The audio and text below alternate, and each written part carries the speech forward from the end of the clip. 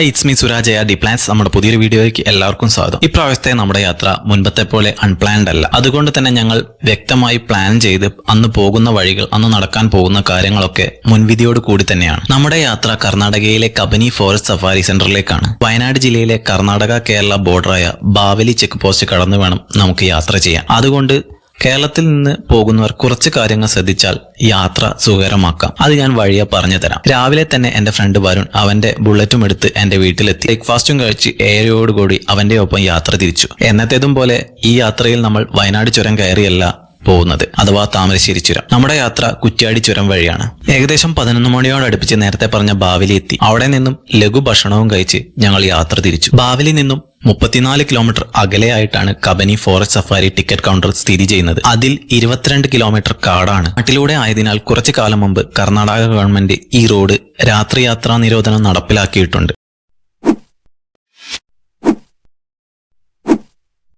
രാത്രി യാത്രാ നിരോധനം ഉള്ളതുകൊണ്ട് തന്നെ രാവിലെ സഫാരി തുടങ്ങും മുമ്പ് കേരളത്തിൽ നിന്ന് ഈ വഴി ഇങ്ങോട്ടേക്ക് എത്തിച്ചേരാനോ വൈകുന്നേരം സഫാരി എടുത്തു കഴിഞ്ഞ് റിട്ടേൺ പോവാനോ സാധ്യമല്ല. എന്തായാലും സ്റ്റേ എടുക്കണം. അതുകൊണ്ട് ഞങ്ങൾ പ്ലാൻ ചെയ്തിരിക്കുന്നത് വൈകുന്നേരം സഫാരി എടുത്തു കഴിഞ്ഞ് അന്ന് അവിടെ സ്റ്റേ ചെയ്ത ശേഷം പിറ്റേ ദിവസം രാവിലെയുള്ള സഫാരിയും എടുത്ത് അതിനുശേഷം റിട്ടേൺ വരാമെന്ന് 12:30 ടിക്കറ്റ് കൗണ്ടറിന് സമീപം എത്തി. നല്ല വിശപ്പുണ്ട്. നിയർ ഹോട്ടലൊന്നും ലഭ്യമല്ല. ലഘു അടികൾ ലഭിക്കുന്ന ഒരു ഷോപ്പുണ്ട്. 4 കിലോമീറ്റർ മുമ്പോട്ട് പോയി കഴിഞ്ഞാൽ അവിടെ ഒരു ഹോട്ടലുണ്ട്. ബാംഗ്ലൂർ മൈസൂർ KSRTC ബസ്സുകൾ വരുമ്പോൾ യാത്രക്കാർക്കായി ഭക്ഷണം കഴിക്കാൻ നിർത്തുന്ന ഒരു സ്പോട്ടാണത്. ഞങ്ങൾ അവിടെ നിന്നും ഭക്ഷണം കഴിച്ചു. ഹോട്ടൽ മലയാളിയുടേതാണ്. ഭക്ഷണം ആവറേജ് ആണ് എന്റെ റേറ്റിംഗ്. ഹോട്ടലിന് സമീപമായി ഒരു റോഡുണ്ട്. Kabini backwater view point വരെ എത്തുന്ന റോഡാണത്. ഞങ്ങൾ അതിലെ ഏകദേശം ഒരു 5 കിലോമീറ്റർ മുൻപോട്ട് പോയി. അവിടെ എത്തിയ സമയം ശരിയല്ലാത്തത് കാരണം റിസർവോയറിൽ വെള്ളം നിറഞ്ഞിരിക്കുകയാണ്. വ്യൂ പോയിന്റ് എല്ലാം വെള്ളത്തിൽ മുങ്ങിയിരിക്കുകയാണ്. കുറച്ചു നേരം അവിടെ നിന്ന ശേഷം മറ്റൊരു വഴി കണ്ടു. ഗ്രാമപ്രദേശത്തു കൂടി വീടുകൾക്കിടയിലൂടെ ഞങ്ങൾ വണ്ടിയും എടുത്ത് അതുവഴി പോയി നോക്കി. 2 കുട്ടികളെ കണ്ടു. അവരോട് ആ സ്ഥലത്തെ പറ്റി അന്വേഷിച്ചു.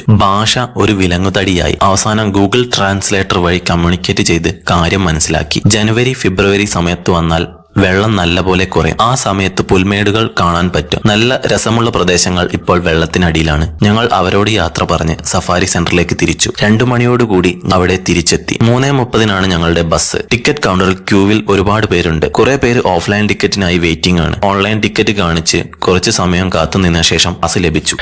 ടിക്കറ്റ് കിട്ടിയ ശേഷം ഇനിയുമുണ്ട് സമയം യാത്ര തുടങ്ങാൻ. അതിനിടയിൽ ഒരു മഴയും പെയ്തു. മഴ നല്ലതായിരുന്നു എങ്കിലും ഒരു കാര്യം ഓർത്തപ്പോൾ കുറച്ച് മൂഡ് ഓഫ് ആയി. മഴ പെയ്താൽ കാട്ടിൽ കയറിയാലും മൃഗങ്ങളെ കണ്ടില്ലെങ്കിലോ. 5-10 മിനിറ്റ് കഴിഞ്ഞപ്പോൾ മഴ കഴിഞ്ഞു. ഭാഗ്യം കൊണ്ട് അരമണിക്കൂർ കൂടി ബാക്കിയുണ്ട് ബസ് പുറപ്പെടാൻ. എന്തായാലും ചുമ്മാ ഇരിപ്പാണ്. അതുകൊണ്ട് ഒരു കാര്യമുണ്ടായി. പുതുതായിട്ട് വന്ന ബസ് ഒന്ന് ചുമ്മാ റിവ്യൂ ചെയ്യാം എന്ന് കരുതി.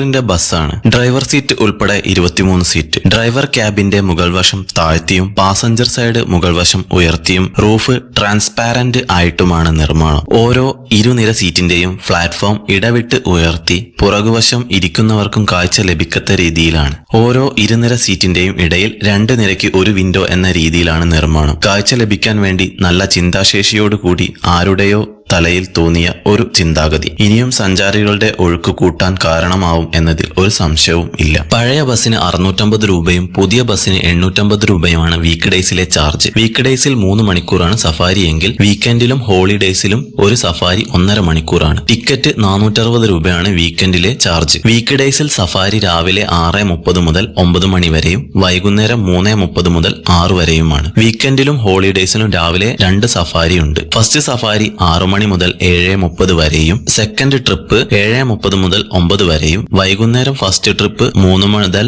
4:30 വരെയും സെക്കൻഡ് ട്രിപ്പ് 4:30 മുതൽ 6 വരെയുമാണ്. കൂടുതൽ സമയം സഫാരി കിട്ടണം എന്നുള്ളതുകൊണ്ട് ഞങ്ങൾ രണ്ടുപേരും വീക്ക് ഡേയ്സ് ആണ് സെലക്ട് ചെയ്തത്. പുതിയ ബസ് ഫുള്ള് ബുക്ക്ഡ് ആയിരുന്നു. പഴയ ബസ്സിലാണ് ഞങ്ങൾക്ക് ടിക്കറ്റ് കിട്ടിയത്. കഴിവതും ടിക്കറ്റ് ഓൺലൈൻ വഴി എടുക്കാൻ ശ്രമിക്കുക. ഓഫ്ലൈൻ ടിക്കറ്റിനായി കാത്തു നിന്നിട്ട് കിട്ടാതെ പോയവരുടെ വിഷമവും ഞങ്ങൾ നേരിട്ട് കണ്ടതാണ്. ഒരു കാര്യം കൂടെ ശ്രദ്ധിക്കണം. ഓഫ്ലൈൻ ടിക്കറ്റിന് ടിക്കറ്റ് കൗണ്ടറിൽ ക്യാഷ് തന്നെ പേ ചെയ്യണം. അവിടെ ഒരു തരത്തിലുള്ള ഓൺലൈൻ പേയ്മെന്റിനുള്ള സൗകര്യവും ലഭ്യമല്ല. ഓൺലൈൻ ടിക്കറ്റ് എടുക്കുന്ന സമയം തന്നെ ക്യാമറയോ മറ്റോ ഉപയോഗിക്കുന്നുണ്ടെങ്കിൽ അതിന്റെ ക്യാഷും ഏതാണോ ലെൻസ് ഉപയോഗിക്കുന്നത് അതിന്റെ ക്യാഷും ഓൺലൈൻ ആയിട്ട് തന്നെ പേയ്മെന്റ് ചെയ്യാൻ ശ്രദ്ധിക്കുക. ടിക്കറ്റ് ഓൺലൈൻ ആയിട്ട് ബുക്ക് ചെയ്യാനുള്ള സൈറ്റ് ഞാൻ ഡിസ്ക്രിപ്ഷനിൽ കൊടുക്കാം. ഡ്രൈവർക്ക് പുറകിലുള്ള സീറ്റാണ് ഞങ്ങൾക്ക് ലഭിച്ചത്. Seat number 1 and 2. ബസ്സിൽ കയറി 3:40 ബസ് പുറപ്പെട്ടു. Forest entry area 200 metre ticket കൗണ്ടറിൽ നിന്ന് മാറിയാണ് സ്ഥിതി ചെയ്യുന്നത്. ഗേറ്റ് ഓപ്പൺ ആയതും ബസ് ഓഫ് ആയതും ഒരുമിച്ചായിരുന്നു. ഒരു വട്ടം വരുൺ ഡീസൽ പമ്പ് ചെയ്യാൻ ഡ്രൈവറെ സഹായിച്ചു. വണ്ടി 2-3 വട്ടം സ്റ്റാർട്ടായി, എന്നാൽ ഓഫായി പോവുകയായിരുന്നു. ഡ്രൈവർ പുറത്തിറങ്ങി ആരെയൊക്കെയോ ഫോണിൽ വിളിച്ചു. അതിനിടയിൽ JLRന്റെ സഫാരി വാഹനങ്ങൾ കടന്നു പോകുന്നുണ്ട്. സിംഗിൾ ലോഡ്ജ് റിസോർട്ട് എന്നതിന്റെ ചുരുക്കപ്പേരാണ് JLR. JLRന്റെ പാക്കേജ് കുറച്ച് എക്സ്പെൻസീവ് ആണ്, വേർത്തുമാണ്. അതിനിടയിൽ നമ്മൾ കാട്ടിലേക്ക് കയറാനിരിക്കവേ നമ്മളെ കാണാഞ്ഞിട്ടെന്ന പോലെ കാട്ടിൽ നിന്ന് വൈൽഡ് ഡോഗ് വന്ന് എത്തി നോക്കി. ഫസ്റ്റ് ആയിട്ടാണ് ഞാൻ വൈൽഡ് ഡോഗിനെ നേരിട്ട് കാണുന്നത്. ഇന്ത്യൻ വൈൽഡ് ഡോഗ് അഥവാ കാട്ടുനായ 6-7 എണ്ണമുള്ള കൂട്ടമായിട്ടാണ് വേട്ട. അംഗങ്ങളുടെ എണ്ണത്തിന് കാലഭേദമനുസരിച്ച് മാറ്റം വരാറുണ്ട്. ചുവന്ന രോമം, കുറ്റിരോമം നിറഞ്ഞ വാലുകൾ, വാലിന് കറുത്ത നിറവും.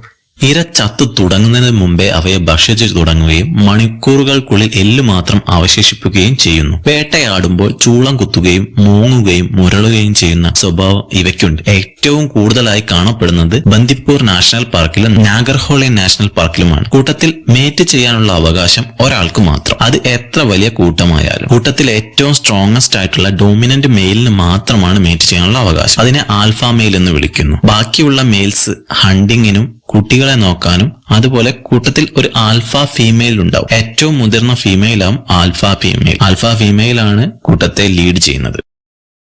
ഇതിനിടയിൽ സഫാരി ചെയ്യാൻ വേറെ ബസ്സില്ല എന്ന് ഡ്രൈവർ പറഞ്ഞു. ഒരു പഴയ ബസ് കൂടിയുണ്ട്. ഇത് ഡീസൽ ലീക്കിംഗ് കാരണം അവിടെ കിടപ്പാണ്.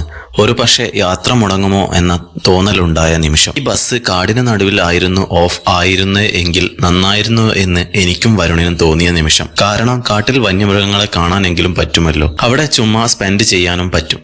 കാടിനോടുള്ള പ്രണയം തീവ്രമായതുകൊണ്ടാവാം ഞങ്ങൾക്ക് അങ്ങനെ തോന്നിയത്. 4 മണിയോടടുപ്പിച്ച് ഒരു വാഹനം വന്നു. അതിൽ ഡീസൽ ആയിരുന്നു. ഡ്രൈവേഴ്സ് 2 പേരും കൂടി അത് ഫിൽ ചെയ്തു. ബസ് സ്റ്റാർട്ടാക്കി നോക്കി. ഭാഗ്യം, ബസ് സ്റ്റാർട്ടായി. 4:05 യാത്ര വീണ്ടും തുടർന്നു. ബസ്സിന് വേറെയും പ്രോബ്ലംസ് ഫീൽ ചെയ്യുന്നുണ്ട്. ഇടയ്ക്ക് ഗിയർ ചേഞ്ച് ചെയ്യാൻ ബുദ്ധിമുട്ടുന്നുണ്ട്. ബസ് പതുക്കെ മുൻപോട്ട് നീങ്ങി. നേരത്തെ നമ്മളെ എത്തി നോക്കിയ വൈൽഡ് ഡോഗ് അവിടെ തന്നെ ഉണ്ട്. അവര് ഇടയ്ക്ക് റോഡ് മുറിച്ച് കടന്നോടുന്നുണ്ട്. ചിലര് മറ്റുള്ളവർ പോയ വഴി മണത്ത് കണ്ടുപിടിച്ച് ഫോളോയിങ് ചെയ്തുകൊണ്ടിരിക്കുകയാണ്. മറ്റു ചിലര് നമ്മളെ കണ്ട് ഓടി മറിയുന്നുണ്ട്. ബസ് കുറച്ചു സമയം നിർത്തിയ ശേഷം അവിടെ നിന്നും മുൻപോട്ടേക്ക് എടുത്തു.